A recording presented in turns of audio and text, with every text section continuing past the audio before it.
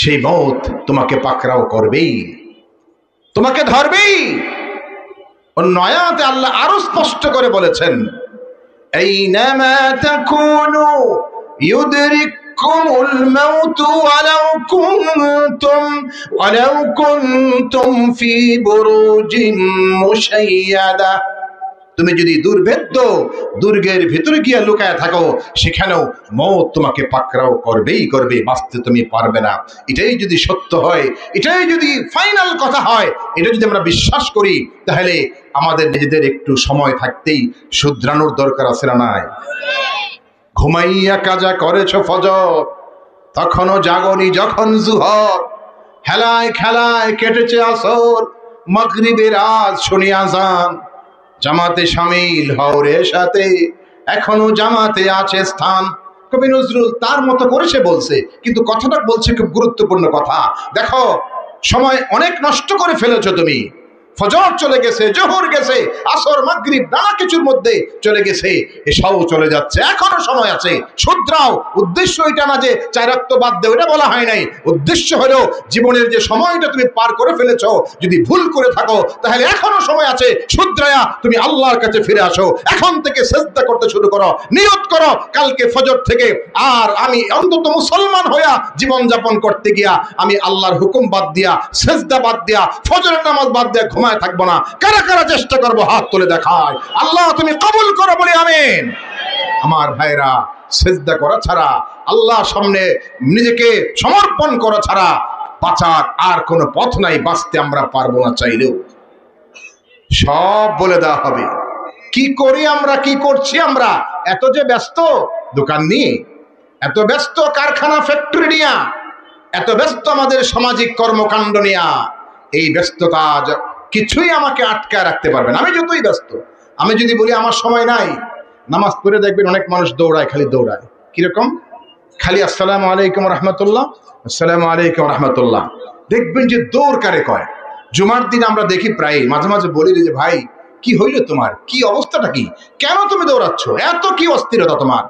সালাম ফেরানোর পরে বসবা, তাসবিহ পড়বা, তাহলিল পড়বা, তাকবীর পড়বা, ইস্তিগফার পড়বা, দরুদ পড়বা, পারলে হাত তুলে পারো, না হাত তুলে পারো, অন্তত ভেতর থেকে আল্লাহর কাছে ফরিয়াদ করে বলো, আল্লাহ জুমার দিন একটু দায়িত্ব পালন করছি, আল্লাহ তোমার হুকুম ছিল জুমার নামাজটা পড়ছি, তুমি একটু কবুল করো, আমারে মাফ করে দাও। অন্তত এটা বলো, মন থেকে বলে তারপরে ঘরে যাও। সালাম ফিরে ওটা দৌড় দাও কোন কারণে? কিসের ব্যস্ততা? কাকে তুমি পেরেশানির কথা বলছো? কাকে বলতেছো তুমি যে আমার এখন সময় নেই, আমার বহু ব্যস্ততা আছে, আমার অনেক ঝামেলায় আছি, আমার অনেক কাজ, অফিস চলে যাচ্ছে, আমার ফ্যাক্টরি চলে যাচ্ছে, আমার গিয়ে এখনই এই করতে হবে, সেই করতে হবে, অনেক ঝামেলা আমার আছে। এটা কাকে? যিনি তোমাকে জীবন দিয়েছেন, যিনি তোমাকে সময় দিয়েছেন, যিনি তোমার হায়াতের মালিক, তোমার মৃত্যুর মালিক, তাকে তুমি দেখাচ্ছ তোমার ব্যস্ততা। জোরে বলেন নাউজুবিল্লাহ। উচিত নয় এটা করা। যুবকরা জুমার দিন দৌড়ে সালাম ফিরালে মসজিদ থেকে বের হয়ে না গিয়া বসবেন, দোয়া করবেন, সুন্নত পড়বেন, নফল পড়বেন, কিছুক্ষণ মসজিদে থাকবেন, তারপর আস্তে ধীরে যাবেন। এটা এমন যেন না হয় যে মসজিদে আসলাম, এটা যেন আমি একটু খুব বিরক্তিকর একটা অবস্থার মধ্যে আছি, আমি যেন একটা অস্বস্তির মধ্যে আছি, এটা যেন আমাদের থেকে প্রকাশ না পায়। বরং মসজিদ যতক্ষণ আছি ততক্ষণ আল্লাহর রহমতের কুলে আমি আছি, সেই অনুভূতি আমাদের মধ্যে থাকতে হবে। বলি আল্লাহু আকবার। আল্লাহ যে মসজিদে আমাকে আসার সুযোগ দিয়েছেন, তৌফিক দিয়েছেন, এটার শুকর অনুভূতি আমাদের ভিতরে থাকতে হবে, তাইলেই না আল্লাহ আমাদের ছাড় দিবেন।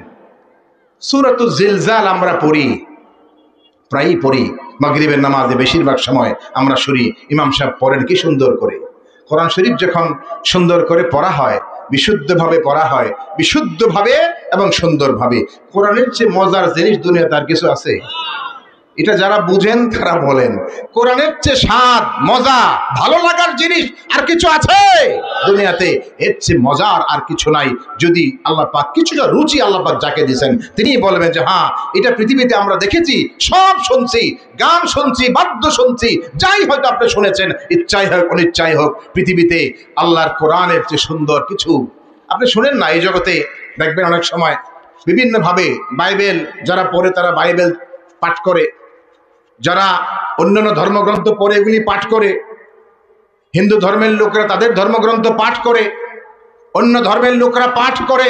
একটু শুনেন কেমন শোনা যায়, কেমন লাগে, কি কোনো আকর্ষণ, কোনো ভেতরে মানে কোনো আলোড়ন তৈরি করার যে ব্যাপারটা, এরকম কিছু আছে কিনা কোনো বিষয়ে একটু খেয়াল করে শোনেন। আর কোরআন শরীফ যদি কেউ শুদ্ধ করে সুন্দর করে মাগরিবের নামাজ দিকে আপনি দাঁড়ায়া একটু শুনে দেখেন, তখন আপনার ভিতরটা কেমন করে, আপনার ভিতরটার মধ্যে কেমন একটা জাগরণ তৈরি হয়, কেমন করে একটা মানে প্রকম্পিত হয়ে ওঠে, ভিতরটা কেঁপে ওঠে, কলিজাটা বিগলিত হয়ে যায়, যেটা আল্লাহ বলছেন কোরআনের ভিতরে, الذين إذا ذكر الله وجلت قلوبهم وإذا تليت عليهم آياته زادتهم إيمانا وعلى ربهم يتوكلون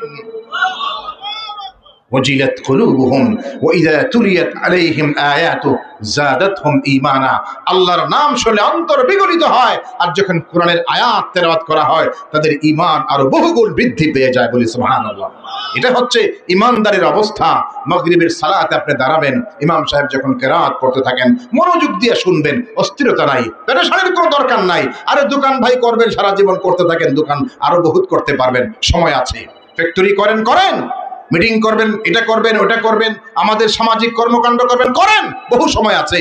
এখন 10 মিনিটের জন্য আপনি মসজিদে আসেন, ততক্ষণ আপনি খুব ধ্যানের সাথে, খেয়ালের সাথে, মনোযোগের সাথে আল্লাহর প্রতি পরিপূর্ণ আবেগ আর ভালোবাসা প্রকাশ করে আপনি ততক্ষণ একটু মনোযোগের সাথে আপনি শোনেন। কোরআন শরীফ পড়া হচ্ছে নামাজের ভিতরে, ইমাম পড়ছেন ইযা যুলজিলাতিল আরদু জিলজালাহা وأخرجت الأرض أثقالها وقال الإنسان ما لها يومئذ تحدث أخبارها بأن ربك أوحى لها الله أكبر। জমিন যখন কেঁপে উঠবে আল্লাহ বলছেন, আর এই কাঁপার কারণে, কম্পনের কারণে ভেতরে যা কিছু আছে, জীব জন্তু, খনিজ সম্পদ, যা কিছু দামি কিছু, সোনা রূপা হীরা জৌহর মণিমুক্তা, জমিনের ভিতরে দামি যা কিছু সব বের করে দিবে, জমিন থেকে বাইরে বের হয়ে আসবে। আল্লাহু আকবার।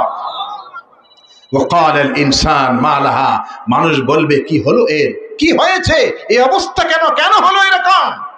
মানুষ চারদিকে তাকায় দেখবে সোনার খনি, রূপার খনি, দামি দামি বস্তুগুলি সমানে রাস্তার উপর পড়ে আছে, এগুলি জমিনের উপর বের হয়ে চলে আসছে। চিন্তা করবে, বলবে হায় রে, যে সামান্য সম্পদের জন্য এত কারাকারি, এত মারামারি, এত সব ঝগড়া, এত বিবাদ, এত বিসংবাদ, এত হানাহানি, এত বিদ্বেষ, এত কিছু আমরা করলাম, এই সম্পদ পড়ে আছে, কেউ তো ধরে না, কেউ ছোঁয় না, কেউ স্পর্শ করে না, তাকায়াও দেখে না, কি হয়ে গেল, কেন এমন হয়ে গেল। কারণ মানুষ জানে এখন আর হাত দিয়ে লাভ নাই, সব শেষ হয়ে যাচ্ছে, ফুরিয়ে যাচ্ছে, খতম হয়ে যাচ্ছে সবকিছু, আর কোনো লাভ নাই। কেউ সেদিকে তাকাবেও না, হাত দিবে দূরে থাক, তাকায়াও দেখবে না, খালি দেখবে কি হয়ে গেল, এটা বলবে কি হলো, জমিনের কি হলো, এমন কেন হচ্ছে, কি ব্যাপারটা কি।